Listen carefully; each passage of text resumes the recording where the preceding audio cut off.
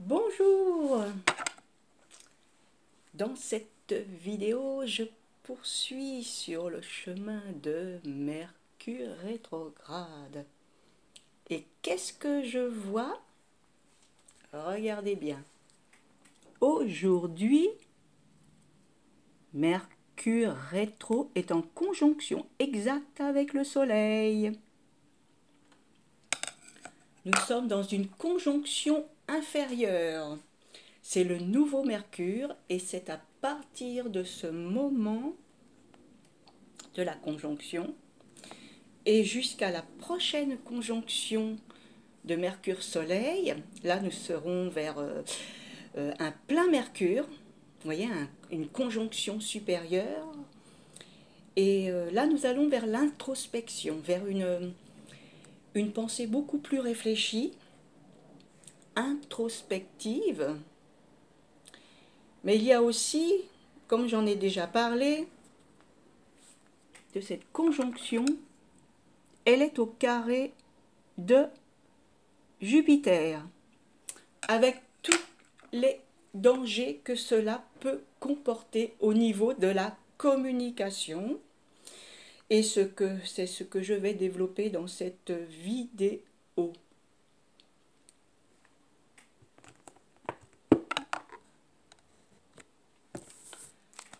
Il fait chaud. Alors, je vais vous apporter un extrait du livre de Catherine Aubier, Prévoir par l'astrologie,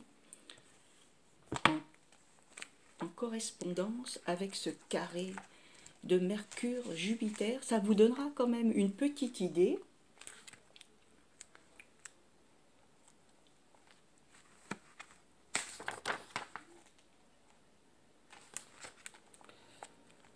Alors, l'humeur. L'être a l'impression que le courant ne passe plus, que les parasites brouillent ses échanges, que les autres déforment ses propos. En fait, il a l'esprit moins clair et les difficultés à hiérarchiser les faits, mélangeant des facteurs de peu d'importance à d'autres primordiaux. Il peut très bien se tromper sur les motivations d'autrui, comme sur les siennes. Il se montre susceptible dans toutes les discussions, fait preuve de mauvaise foi et se vexe pour un rien.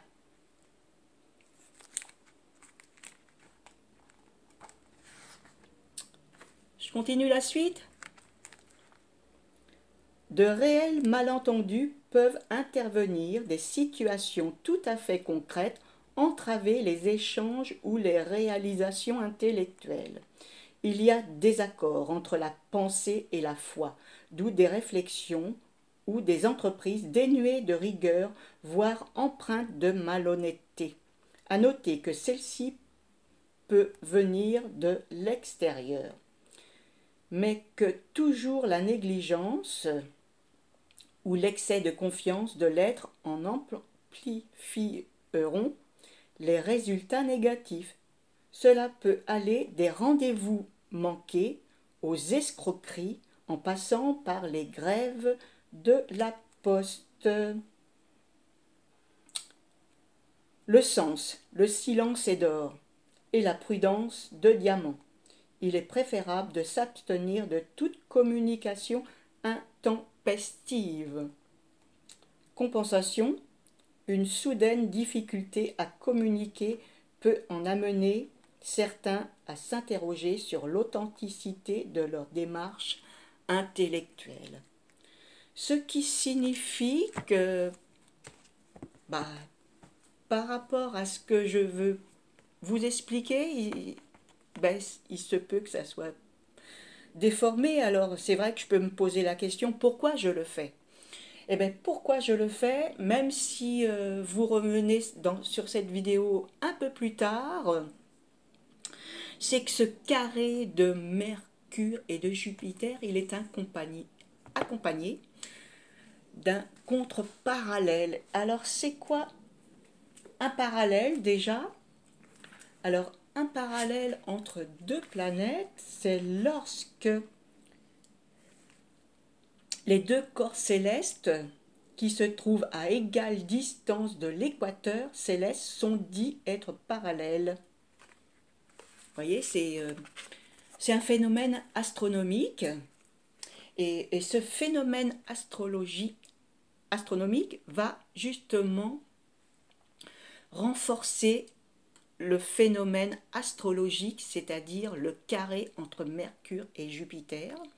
Alors ce phénomène, il a eu lieu, c'était au moment de l'éclipse du 13 juillet, et ce phénomène, il va revenir juste après cette éclipse du 11 août et jusqu'à la fin du mois d'août, parce que il faut que je vous précise quand même qu'il y a 3 carrés du fait que Mercure est dans sa phase rétro. Le premier carré a eu lieu le 9 juillet. Ensuite, le deuxième, c'est le 11 août, et le deuxième est déjà le plus puissant. Et le troisième sera le 28 août, ce qui signifie que cette influence, vous voyez, elle va vraiment être pas forcément ressentie, parce que sous un carré de Mercure-Jupiter, on ne peut pas vraiment voir les choses. Vous voyez, elles sont tronquées. On peut être dans l'erreur, mais on ne les voit pas. On peut être dans la malhonnêteté, mais on ne le voit pas. Vous voyez? Mais c'est-à-dire que en parlant de malhonnêteté, cette malhonnêteté peut venir des autres, mais on ne la voit pas. On est ébloui par quelque chose et on ne voit pas la réelle intention qui peut être dissimulée par rapport, je dirais, aux situations que l'on peut rencontrer, par rapport aux initiatives. Parce que Mercure, c'est quand même la communication, c'est les échanges, c'est les déplacements. Jupiter, c'est la sphère sociale aussi, c'est l'affaire... et, euh, et avec le carré avec Mercure, Jupiter, il est, vous voyez, il est... en plus, c'est la plus grosse planète du système solaire. C'est pour ça qu'on dit que les événements, ils prennent une certaine proportion que, bon, certaines personnes peuvent le voir, mais peut-être ceux qui sont justement, qui ont un carré de Mercure-Jupiter, parce que du fait que Mercure, il est rétrograde, donc là, ça permet justement de prendre conscience de quelque chose, prendre conscience aussi par rapport aussi à une problématique qu'on peut avoir. Donc, vous voyez, parce que c'est une répétition d'aspects. Et ceux aussi qui ont cette opposition, une opposition dans le natal. Mais ceux qui n'ont pas, qui n'ont pas d'aspect à proprement dit entre Mercure et Jupiter, ou même qui, bon, la conjonction, même dans la conjonction, elle permet justement d'amplifier ce phénomène négatif et peut-être d'en abuser, d'en profiter. Vous voyez? Et la conjonction, je dirais aussi le sextile, c'est un aspect de 60 degrés, le trigone, vous voyez? Donc, c'est vrai que voilà. Moi, je vous apporte certains éléments, même si je ne suis pas forcément bien comprise dans le message que je veux apporter, parce que il peut être biaisé, il peut être euh, mal orienté, et, et la plupart du temps, pas forcément compris dans l'aide que je veux vous apporter. Alors, une autre interprétation aussi, avec Martine Barbeau et Daniel Barbeau, de ce qui peut être vécu par rapport à c'est un aspect dit négatif, parce qu'un carré, une opposition, Mercure-Jupiter, c'est pas toujours évident. Déjà, quand on l'a dans le natal, parce qu'on est obligé de faire face à certaines situations, erreur de jugement, erreur au niveau de la communication aussi, le fait pas, de ne pas s'exprimer clairement, vous voyez?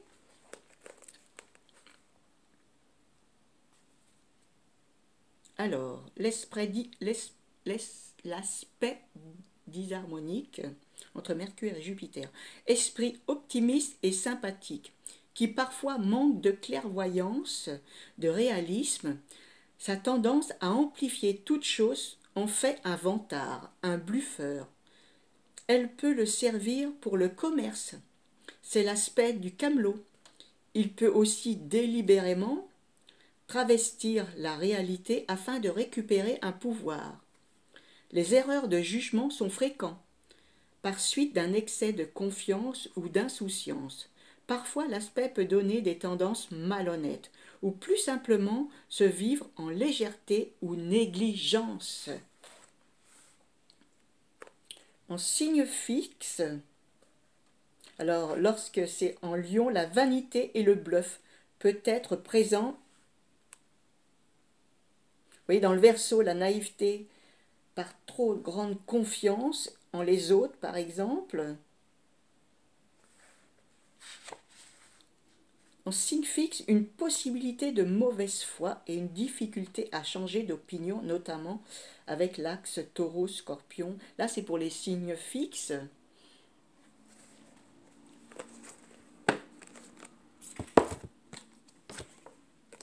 Alors, Hadès, dans ses aspects astrologiques, il parle de mouvement dissocié d'un guide.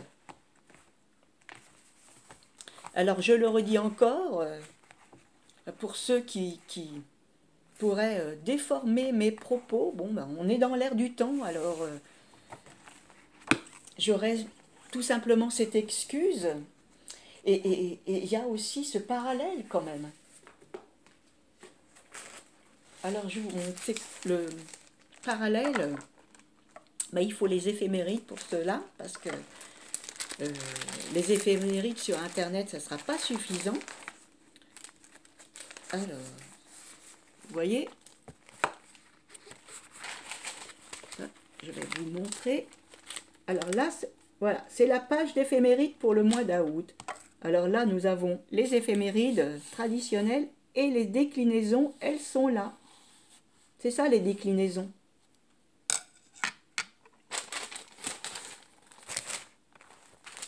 Et vous pourrez vous voir par vous-même. Alors, vous regardez avec Mercure. Alors, je suis bien sur la bonne page, hein, parce que vous savez, avec Mercure-Jupiter, on peut... voilà, c'est l'erreur, elle est humaine, hein. Et vous pourrez voir avec, vous voyez, ce chemin avec Mercure et Jupiter dans cette déclinaison. Alors, l'orbe autorisée, elle est à peu près de 2, avec au niveau des déclinaisons. Et là, nous avons pour ce 11, alors 11 août, alors Mercure aura une déclinaison de 11,57, vous voyez, dans la latitude nord. Hein, et lorsque les deux sont en latitude nord, elle fait de falloir en conjonction, vous voyez. Elle a la même interprétation qu'une conjonction. Voilà. Et lorsque c'est une contre-parallèle, c'est-à-dire qu'il y a une planète qui est en latitude nord et l'autre est en latitude sud. Et on peut la comparer à une opposition. Oui, dans l'interprétation astrologique. Et Jupiter, il sera à 15. C'est pour ça que on peut peut-être pas forcément le bien... voyez, ce qui veut dire, que je m'explique bien, ce qui veut dire que ce deuxième carré, le 11 août de Mercure et Jupiter, il sera peut-être pas forcément puissant. mais il va être ensuite soutenu tout le reste du mois, vous voyez, pendant 15 jours, par ce Mercure en latitude qui va s'approcher vraiment de, de Jupiter. Et voyez, alors que je vous dise à partir, voyez, Mercure en latitude, il va pour le mois d'août, de 9,52 à 15, vous voyez. Et Jupiter, il est justement, pour ce mois d'août, il est déjà de 15 jusqu'à 16. Et c'est à partir, je dirais, du 17 août, vous voyez, juste après la mi-août, que nous arrivons avec un Mercure, bon, après le 12, 13, 14, et 15, c'est du 21 jusqu'à la fin août, vous voyez. Quand même, là, il est pratiquement à, à 2 semaines dans cette parallèle à 15.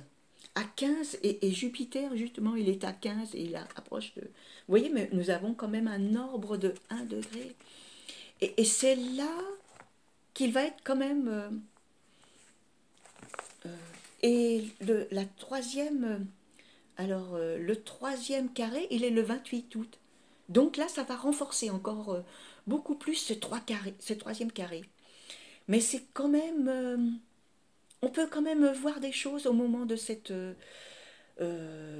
éclipse solaire, mais peut-être lorsque cette nouvelle lune, elle commencera à être croissante. Vous voyez, quand on commencera à voir le croissant de la lune. Voilà ce que je voulais vous dire quand même par rapport à ce carré décroissant, de Mercure avec la nouvelle lune et Jupiter, et ensuite ce sera Mercure décroissant avec Jupiter. Et toutes les petits... très souvent, c'est les détails qu'on ne voit pas. Et on est en plus, on va être dans une pensée subjective. Alors là, c'est vraiment là qu'il faudrait être quand même le plus prudent quand même, parce que on va être dans l'émotionnel, beaucoup plus dans l'émotionnel, quoique c'est vrai que dans ces 3 jours, avant la nouvelle lune, on est aussi dans l'émotionnel, parce qu'on est dans la fin d'un cycle. Mais voilà, on est à un autre niveau de l'émotionnel. C'est plus par rapport à des perturbations émotionnelles et elles peuvent aussi interférer par rapport à ce carré, mais on ne voit pas les choses, on ne voit pas la réalité en face. Vous voyez.